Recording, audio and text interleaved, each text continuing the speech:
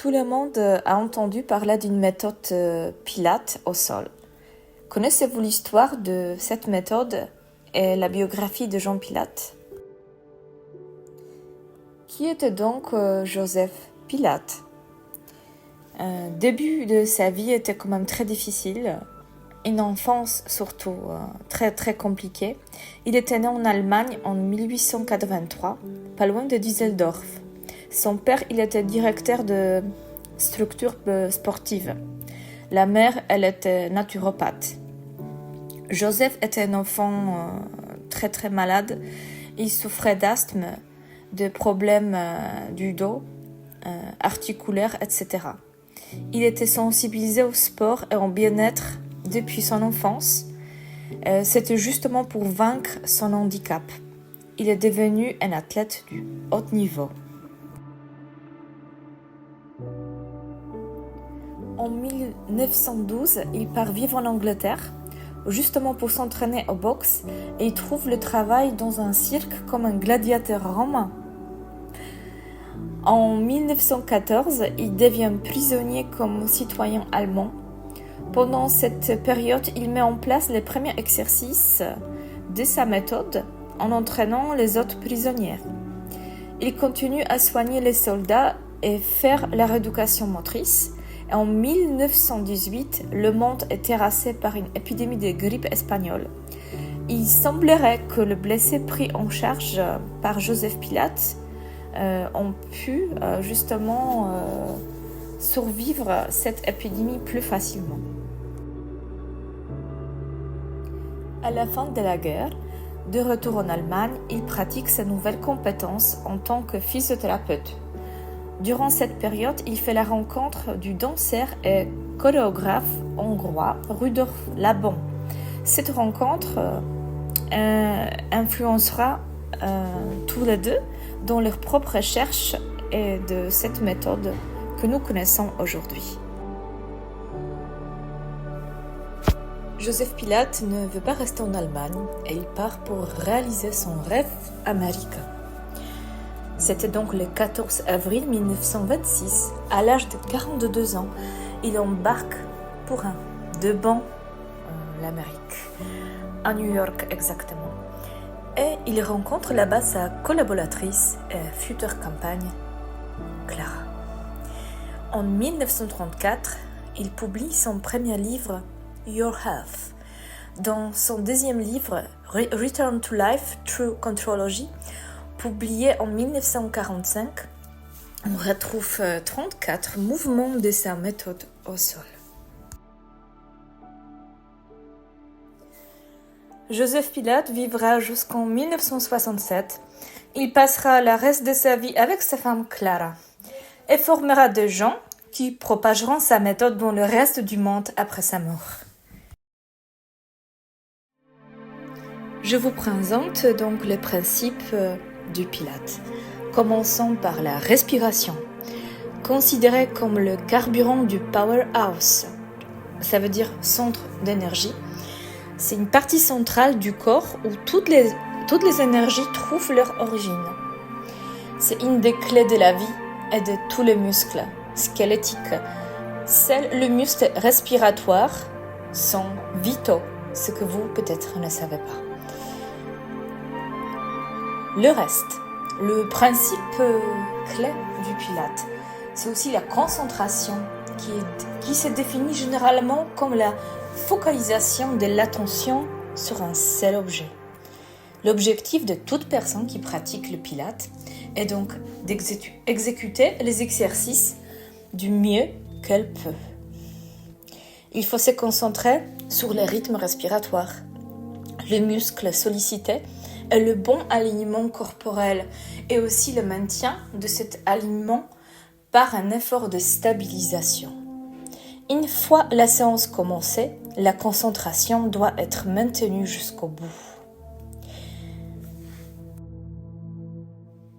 Contrôle. Le contrôle peut se définir comme la maîtrise du geste. Lorsqu'on fait un exercice pour la première fois, le contrôle nécessite un effort important. Mais à mesure que l'on progresse, il devient plus en plus naturel. C'est un entraînement régulier permet aussi de mettre ses compétences en œuvre de manière plus automatique. La précision, c'est aussi la clé de l'approche du mouvement spécifique au Pilates. On peut la décrire comme la capacité à isoler puis à intégrer le muscle effecteur du mouvement, permet d'éviter le mouvement de compensation. Ça dépend aussi de la réussite de l'exercice. Puis, la gravitation, qui est aussi une des clés du méthode Pi. Donc, parlons du centre. Lorsque nous nous tenons debout bras le long du corps, la règle veut que notre centre de gravité se trouve juste en avant de la deuxième vertèbre sacrée, soit à environ 55% de la hauteur du corps. Le terme de centre peut aussi désigner le centre abdominal et les muscles qui les composent. Donc, comme je vous ai parlé tout à l'heure du powerhouse. La fluidité, c'est aussi une qualité essentielle en Pilates. C'est donc l'exécution de mouvements sans à-coups ni saccades. Elle suppose une véritable intelligence du mouvement, passe à l'activation précise et coordonnée de muscles impliqués.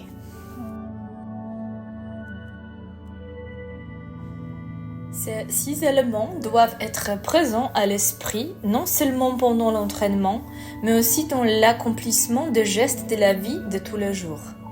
Certaines personnes auront par exemple tendance à davantage insister sur l'aspect physique, à se servir du Pilates pour être plus athlétique, gagner en tonus musculaire ou récupérer plus rapidement d'une blessure. D'autres attacheront plus d'importance à l'aspect plutôt mental et verront dans le Pilates un moyen de déstresser et d'améliorer leur capacité de concentration. Commençons par la respiration. La principale fonction du système respiratoire est d'alimenter les tissus en oxygène. Le poumon d'une personne de taille moyenne pèse environ 1 kg à 2. Le système respiratoire peut se diviser en 2 parties principales, les voies aériennes supérieures ou les voies aériennes inférieures.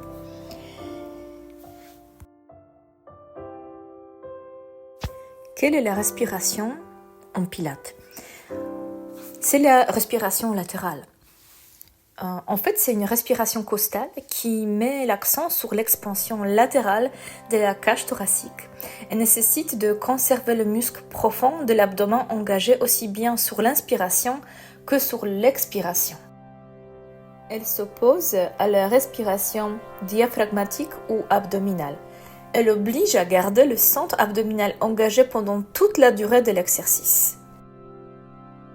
Les exercices doivent être exécutés suivant un rythme respiratoire bien précis. En prenant l'habitude d'expirer automatiquement sur la phase qui demande plus d'effort, on évite de générer des tensions musculaires et une augmentation de la pression sanguine potentiellement dangereuse. Les exercices doivent être exécutés suivant un rythme respiratoire bien précis. En prenant l'habitude d'expirer automatiquement sur la phase qui demande plus d'effort, on évite de générer des tensions musculaires et une augmentation de la pression sanguine potentiellement dangereuse. Chaque exercice de Pilates a son propre rythme et le temps peut varier selon les phases. Ces variations de rythme concourent à rendre la séance de Pilates plus stimulante et plus proche de la vie de tous les jours. Donc la méthode Pilates est bonne pour renforcer Powerhouse, le muscle profond, le périnée, savoir respirer, augmenter la qualité de la respiration, aider à diminuer l'incontinence, diminuer le stress, pour assouplir le corps et pour travailler la concentration et l'équilibre. C'est aussi pour éviter la constipation, devenir heureux et en bonne santé. Il est pour tout le monde. On peut toujours écouter notre musique préférée. Et pour moi, c'est une forme d'une danse au sol.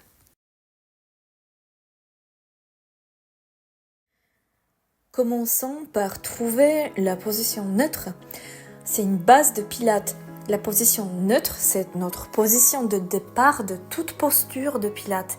La position neutre du bassin pour préserver de courbures naturelles de la colonne vertébrale. Donc, il faut que le sternum soit bien placé, les omoplates abaissées, la tête bien alignée.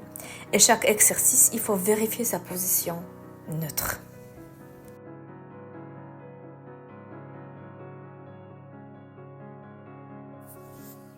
Je vous souhaite une bonne séance.